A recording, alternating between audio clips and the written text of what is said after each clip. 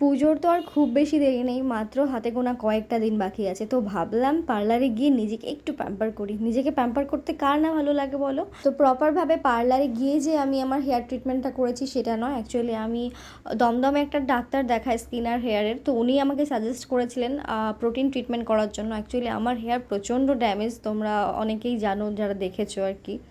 তো প্রোটিন ট্রিটমেন্টটা করার খুব দরকার ছিল, সেই কারণেই ভাবলাম যে চলো সামনে পুজো আসছে, করেই নিই, তাহলে চুলটাও বেশ সুন্দর লাগবে। তো এই প্রসেসটা প্রায় অনেকক্ষণ সময় লেগেছিল করতে, প্রায় 2 থেকে আড়াই ঘন্টা হ্যাঁ মতো লেগেছিল। তো আজকে শুধুমাত্র ট্রিটমেন্টটাই হলো, এটা লাস্ট অ্যান্ড ফাইনাল নয়, দেখতেই পাচ্ছ কি সুন্দর লাগছে না?